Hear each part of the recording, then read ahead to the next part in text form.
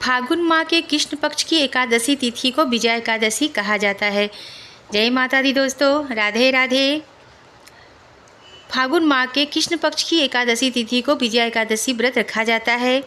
धार्मिक मान्यताओं के अनुसार इस दिन विधि विधान से विष्णु जी, माँ लक्ष्मी जी की पूजा की जाती है।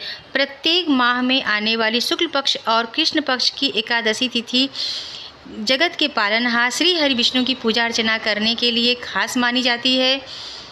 फागुन माह के कृष्ण पक्ष की एकादशी तिथि को विजया एकादशी मनाई जाती है। मान्यता है कि विजया एकादशी के दिन व्रत और पूजन से साधक को हर क्षेत्र में सफलता प्राप्त होती है। भगवान राम ने भी रावण को युद्ध में पराजित करने के लिए विजया एकादशी व्रत रखा था।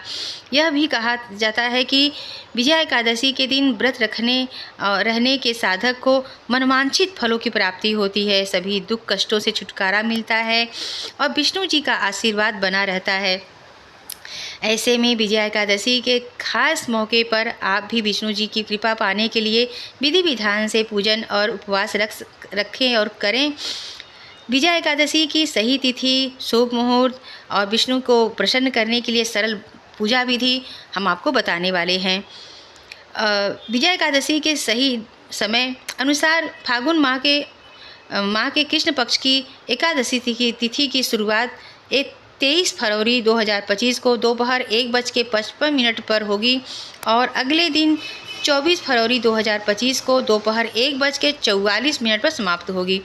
ऐसे में उदया तिथि के अनुसार 24 फरवरी को विजया एकादशी का व्रत मनाया जाएगा और उसके अगले दिन यानी 25 फरवरी को पारण किया जाएगा। पारण का समय है सुबह 6:55 से लेकर 9:08 तक। 9:30 बजे के अंदर आप पारण कर लीजिए। ये पारण का समय हो गया। विजया एकादशी के दिन शुभ मुहूर्त क्या है? ब्रह्म मुहूर्त मिल रहा है उस दिन 5:11 से लेकर 6:01 तक सुबह का। प्रातः संध्या का समय मिल रहा है 5:36 से लेकर 6:51 तक।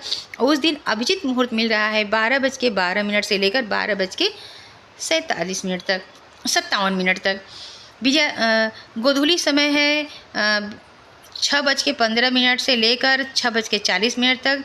अमृत काल मिल रहा है उस दिन 2:07 से दोपहर से लेकर 3:45 PM तक।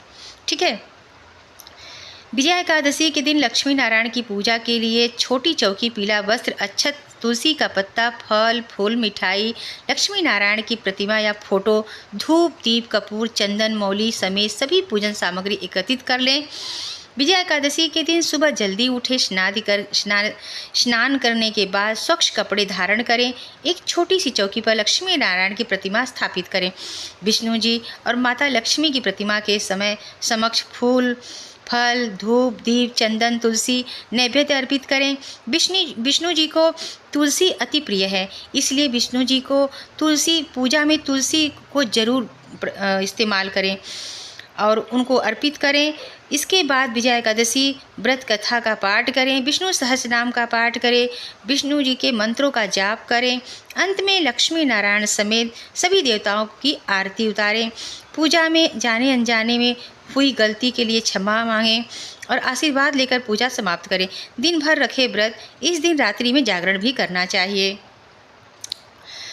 और लक्ष्मी जी की आरती आप करें और उस दिन भगवान विष्णु जी की आरती करें।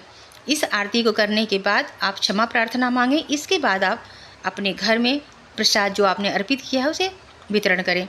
इस तरह से अगर आप व्रत करते हैं, पूजा करते हैं तो शुभ फलों की प्राप्ति होती है, भगवान विष्णु की आशीर्वाद प्राप्त होता है और भगवान विष्णु की आरती करने के बाद आप जब तक आप पूजा ना करें, अगर आप निराजल व्रत नहीं है, आप फलाहारी हैं, तो आप जब तक पूजा ना करें तब तक आप जल फल कुछ भी ना लें। जब आपका पूजा समाप्त हो जाए यानी सुबह का पूजा समाप्त हो जाए, इसके बाद आप जल फल लेकर पूरे दिन व्रत करें। ज़्यादा से ज़्यादा आप कोशिश करें कि उस दिन ज़्यादा से ज़्यादा आप व्रत का पालन कर सकें, यानी कि आप कम चीज़ें खाएं पिएं तो आपको ज़्यादा अच्छा रहेगा। अगर आप दवाई ले रहे हैं, किसी प्रकार की परेशानी है, तो आप जल फल के साथ और कुट्टू का आटा हो गया, सिंघाड़े का आटा होगा, इस तरह से प्रयोग करके आप व्रत कर सकते हैं। अगर बहुत ज़्यादा परेशानी है तो आप सेंधा नमक भी ले सकते हैं। तो अगर वीडियो आपको अच्छा लगे तो लाइक करिएगा, सब्सक्राइब करिए और हमें शेयर भी करिएगा। जय माता।